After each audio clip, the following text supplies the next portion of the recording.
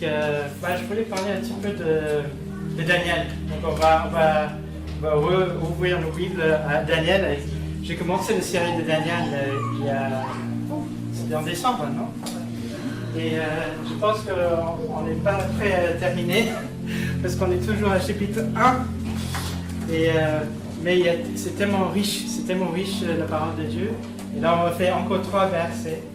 Et jusqu'à là, on a étudié un peu Daniel, l'histoire de Daniel. Et on a commencé par les rois, en fait, les derniers rois de Juda. Et c'est l'époque, c'est 600 ans avant que Jésus arrive. 600 ans avant, donc il y a des rois de Juda qui ont perdu contre Babylone. Le roi de Babylone a conquéri Israël. Et à l'époque, ils allaient donc attaquer le voisin. Donc ils ont obtenu la terre d'Israël. Et quand on a vu ensemble la dernière fois que voilà, ils ont capturé les top du top dans le pays et ils l'ont ramené chez eux au Babylone. Et c'était un peu leur façon de faire. Donc quand ils conquièrent une région, il va prendre les meilleurs, après il sort. Et on voit plus loin, on va voir aussi qu'il détruit même le temple, après il détruit tout. Et donc c'était la façon de faire. On a vu la dernière fois aussi l'histoire de l'unique Ashpenaz qui a fait le tri de toutes pour choisir le top des tops. Et donc Daniel faisait partie de cette équipe-là. On a imaginé comment Daniel était là en train d'avoir l'entretien d'embauche un peu pour inscrire dans le école, parce qu'en fait, ce qu'on a appris la dernière fois, qu'ils ont 3 ans de cours, pour être formatés un peu dans la culture babylonienne.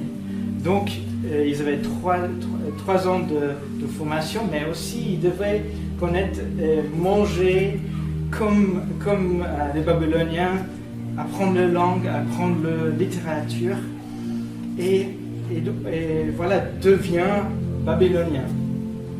Et c'est ce qu'on a vu ensemble la dernière fois. Et ça m'a, je sais pas, la façon de travailler comme ça, de conquérir un pays, une région, il l'a amené vers la capitale. C'était ce qui se faisait à l'époque. Je ne sais pas si vous avez déjà pensé pourquoi Jésus il est venu à ce temps-là, 600 ans après. Pourquoi il n'est pas venu pendant cette époque-là, ou même avant?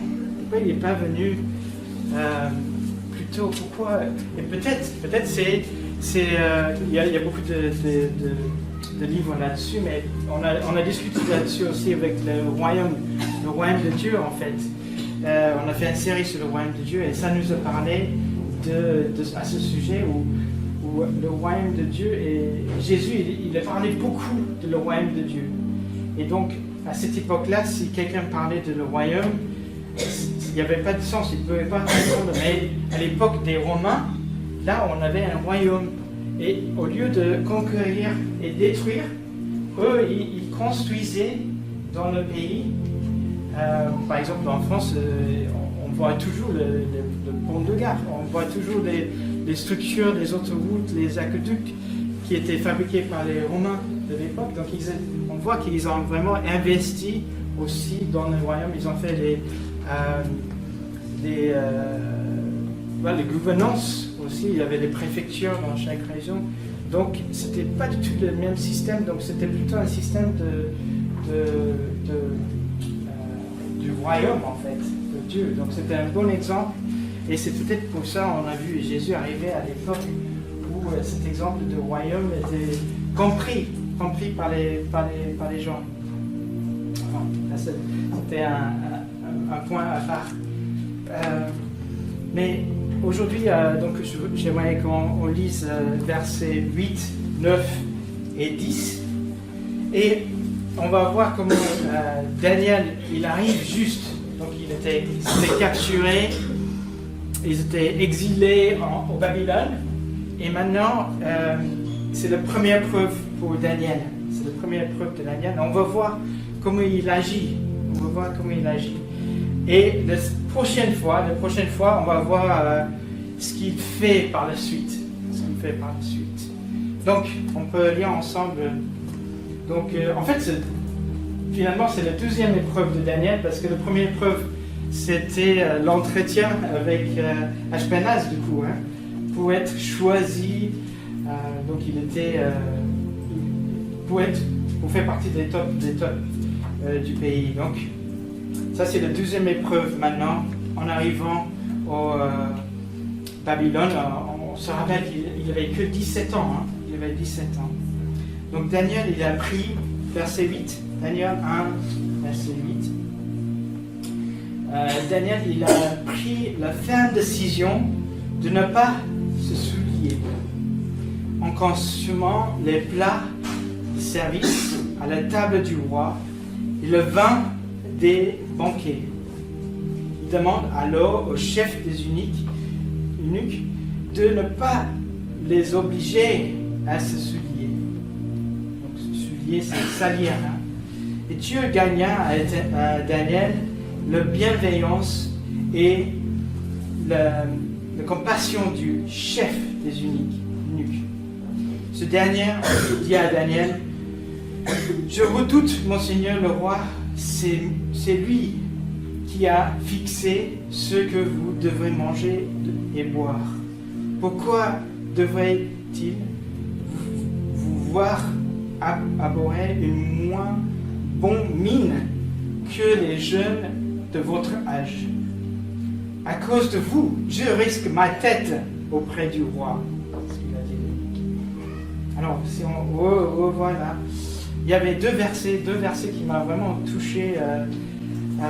Et peut-être ça va vous toucher aussi. Et après, par la suite, à la fin, on va peut-être prier ensemble pour vraiment.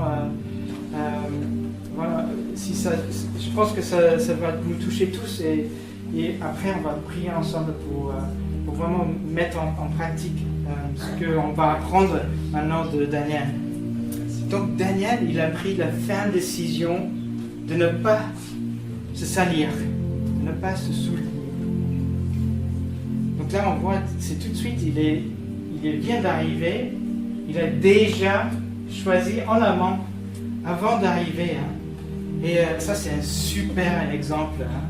Pour 17 ans, on peut penser pour plusieurs choses. Mais avant de rentrer, donc on sait qu'il savait, parce que quand il était embauché à Ashpenaz, il a dit, voilà, vous allez faire des études pendant 3 ans et vous allez manger comme nous, vous allez boire comme nous. Donc il savait déjà, donc peut-être sur la route déjà, pour aller au Babylone, longue marche, il a dit, donc Babylone c'est Bagdad aujourd'hui, près de Bagdad. Donc en marche là-bas, il a pensé, bon, ok, moi je choisis en amont, je dois faire une décision de ne pas me salir en consommant les plats qui est servi du roi, des plats qui étaient peut-être même sacrifiés devant un dieu, et ils avaient d'autres dieux. Et aussi, ils voulaient surtout pas voilà, il a pris la décision avant. Et je pense que ça, c'est un signe de sagesse. C'est un signe de sagesse. Ça m'a fait penser à Joseph, par exemple.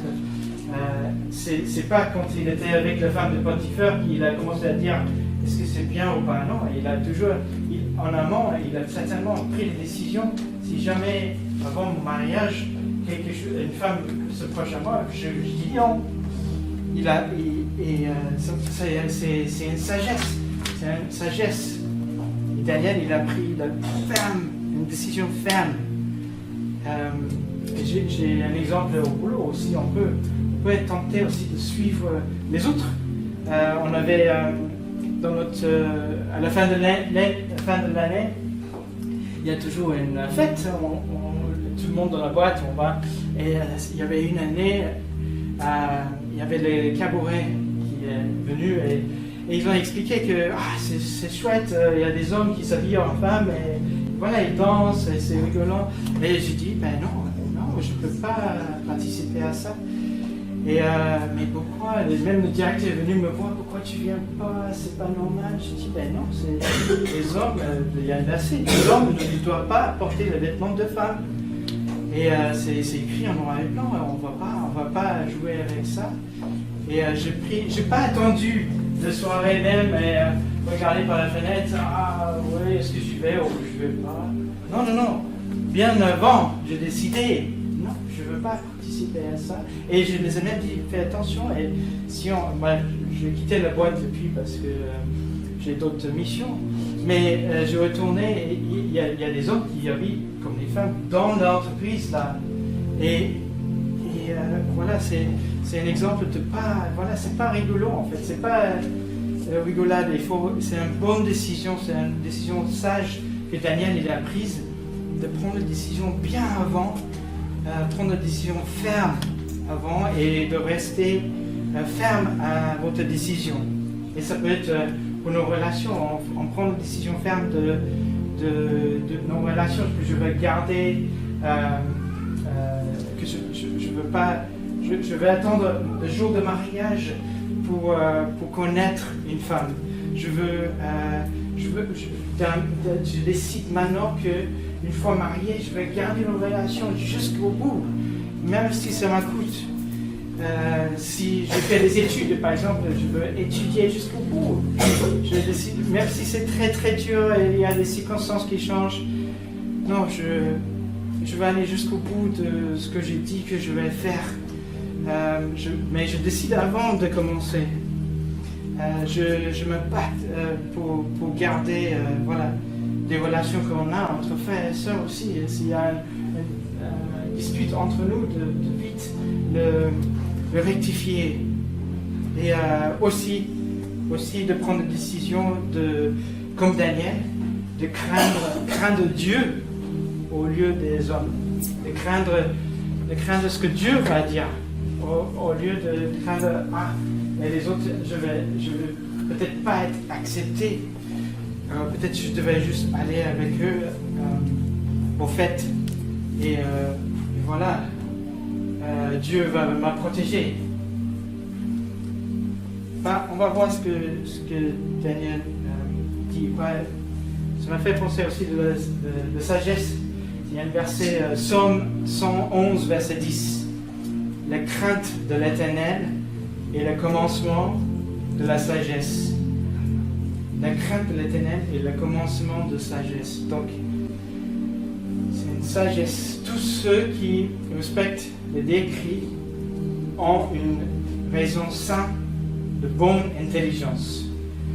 Et donc ça, c'est la promise. L'année dernière, on a fait beaucoup de promises et promesses de Dieu. Et là, il y en a un aussi, parce que le verset juste après, la ligne juste après, c'est « Sa gloire subsiste à perpétuité ». Donc, il y a la promise et la promesse. Et on va voir dans Daniel 1 exactement ce qui est écrit là. On le voit dans notre prochain verset qui m'a touché aussi. Donc, verset 9.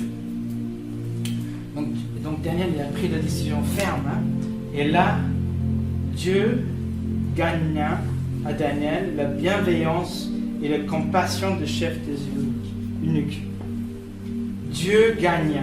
Dieu a élevé Daniel. Et c'est ce qu'on vient de voir, la crainte de l'Éternel et le commencement de la sagesse, et sa gloire subsiste à perpétuité. Donc, de gloire. Donc, Daniel était élevé. Donc, c'est vraiment la promesse et la promise qu'on voit. Le verset collé, c'est magnifique de voir que les promesses de Dieu sont vraies. Les promesses de Dieu sont vraies. Donc, Dieu gagna à Daniel la bienveillance et la compassion des eunuques. Donc, on peut dire aussi, attends, mais Daniel, il vient d'arriver, il n'a rien fait encore, il n'a pas il n'a pas, voilà, on a tout de Daniel encore à découvrir quand il a eu les visions, les réponses à les rêves, les solutions pour le pays. Il n'a rien fait encore. Et déjà Dieu gagne à Daniel de bienveillance et de compassion des chefs. C'est, ça c'est un verset qui m'a beaucoup touché parce qu'on peut faire beaucoup de choses, on dit qu'on fait beaucoup de choses, mais en fait Dieu il a fait, on a chanté aussi, hein, c'est Dieu qui nous donne la victoire. Donc c'est un premier point que Daniel a eu la sagesse de craindre Dieu et il a eu la foi. Daniel il a eu la foi, il a montré sa confiance en Dieu et voilà, il a pris peut-être des décisions difficiles, mais Dieu il s'est montré encore plus grand que la situation qu'il se trouvait. Il a fait confiance à Dieu. Et donc, Daniel, le troisième point, c'est Daniel, il est un exemple pour nous. Qu'est-ce que ça veut dire d'être fidèle à Dieu? Qu'est-ce que ça veut signifier d'être fidèle à Dieu? Et ce n'est pas seulement les paroles, mais c'est aussi les actes. Parce qu'il n'a pas juste gardé pour lui, ah oui, c'est pas bien, je vais rester dans mon coin et je fais semblant de manger, mais je ne mange pas vraiment. Non, il a confronté, il a dit non, je ne veux pas. Je n'ai pas. Donc, Romains 12, verset 11. Ayez du zèle et pas la paresse. Soyez ferventes dans l'esprit. Et verset 10, on apprend aussi que c'était quand même le roi qui avait mis en les règles de ce qu'il faut manger. Donc Daniel, il devait aller contre les ordres du roi. Il devait aller contre les... voilà, c'était vraiment quelque chose de... Voilà, il n'avait que 17 ans et là, il devait aller contre le roi qui venait de conquérir la région d'Israël. Un roi puissant qu'il fallait aller contre. Mais Dieu a gagné la bataille même avant. Il a gagné même avant. Et je pense que ces deux versets, ça pourrait te parler en fait. Je pense que dans ta vie, peut-être, on peut s'identifier avec ces genres de circonstances où au travail, on se trouve, comme moi, avec ce problème de faire des choses que tu n'as pas envie de faire, que tu sais que ça ne va pas bien, de voir des tentations sur les réseaux sociaux, de se joindre à penser comme les autres, des tentations, et aussi une tentation de tout lâcher, de dire de toute façon je laisse faire, je laisse Dieu faire. Ben, c'est peut-être pas l'exemple de Daniel. Il a pris des décisions de faire des choses, de ne pas aller plus loin, de obéir à Dieu et de craindre Dieu.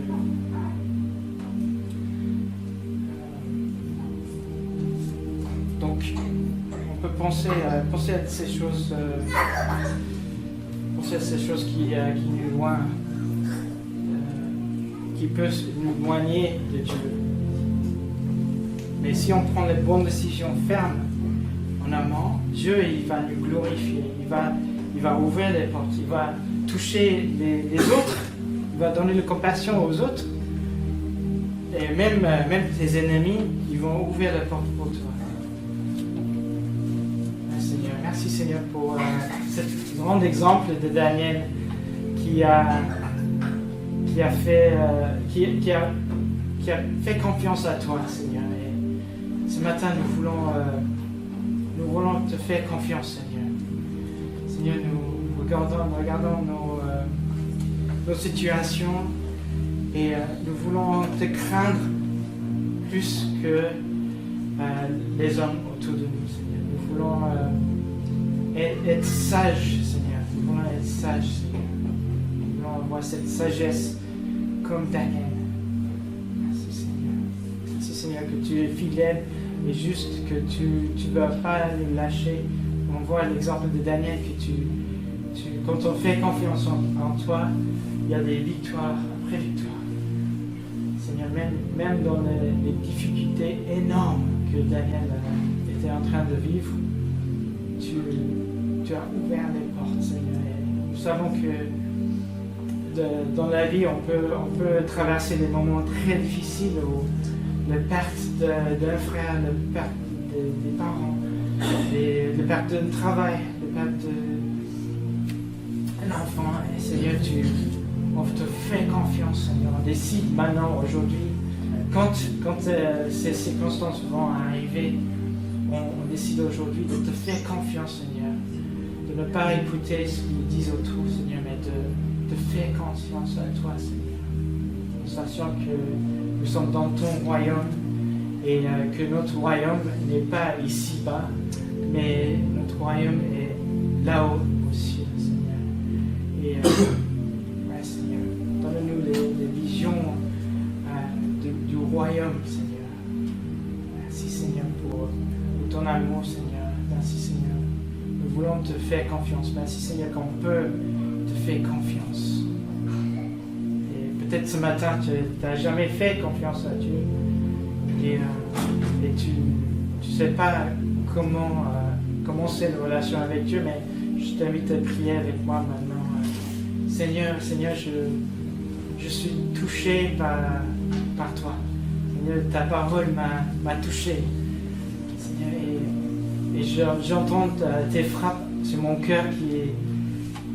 Ah, Seigneur, je veux te connaître, Seigneur. Je ouvre mon cœur, Seigneur. Je veux te connaître, Seigneur. Je veux donner ma vie à toi. Je veux vivre cette vie avec toi, Seigneur. Merci, Seigneur. Merci, Seigneur, pour que tu te relevais à moi. Seigneur, je veux passer cette vie dans la confiance en toi. Seigneur, je veux te faire confiance, Seigneur. Et Seigneur, je te donne ma vie. Je te donne ma vie, Seigneur. Merci, Seigneur. Je te demande pardon de toutes les bêtises que j'avais fait, où je ne t'ai pas fait confiance, où je n'étais pas ferme dans mes décisions avant de rentrer dans certaines circonstances. Seigneur, que tu me pardonnes, Seigneur, que tu m'as... Merci, Seigneur, tu es fidèle et juste de pardonner mes péchés. Tu es fidèle et juste de me remplacer. Seigneur, merci, Seigneur, qu'à la croix, tu as remplacé, mais tu m'as remplacé. Que toi, tu as vécu une vie pure, une vie sainte, et tu l'as remplacé avec la mienne. Merci, Seigneur, que aujourd'hui je te donne ma vie. Je laisse tout ce que j'avais avant, Seigneur, et je te donne, Seigneur, sachant que tu m'as pardonné. Et quand tu as pardonné, tu oublies tout. Merci, Seigneur, pour la paix que tu donnes. Merci, Seigneur, pour la grâce et l'amour que tu as pour moi. Merci, Seigneur. Merci, Seigneur. Merci, Seigneur. Merci, Seigneur.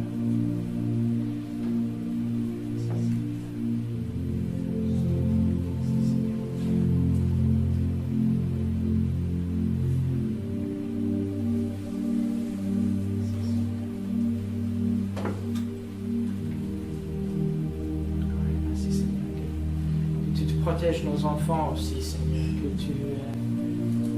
tu les guides, Seigneur, qu'on puisse les enseigner comment les protéger, qu'ils puissent prendre une bonne décision ferme aujourd'hui, de ne pas commettre des erreurs, Seigneur, de ne pas aller contre ta parole. Seigneur, nous voulons que ta famille soit forte. Nous voulons que ton Église soit forte, Seigneur. Nous te demandons à chaque responsable dans l'Assemblée, Seigneur, le responsable des enfants, l'équipe l'équipe qui enseigne aux enfants, Seigneur, l'équipe qui va enseigner pour l'édification, Seigneur, l'équipe qui s'occupe de même nos bébés, Seigneur, de nos femmes. Seigneur, que tu vas les guider, Seigneur, que tu vas les aider à former les uns les autres, à prendre des décisions fermes, à te craindre et à t'aimer, Seigneur. Merci, Seigneur. Merci, Seigneur.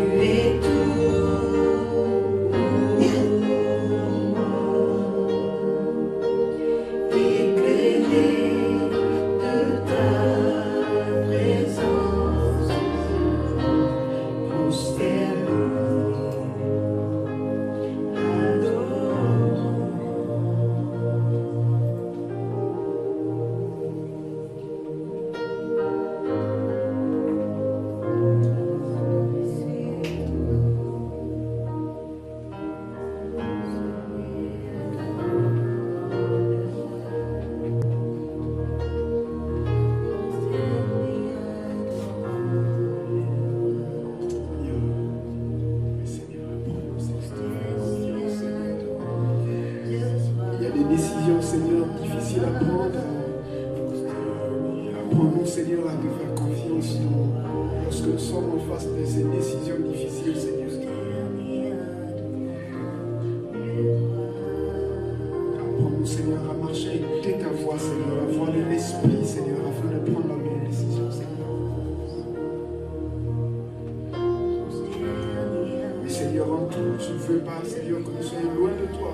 Parce qu'il y a certaines décisions, Seigneur, que nous pouvons prendre, qui nous éloignent de toi, Seigneur. Apprends-nous, Seigneur. Apprends-nous décisions selon l'esprit en écoutant ta voix, Seigneur.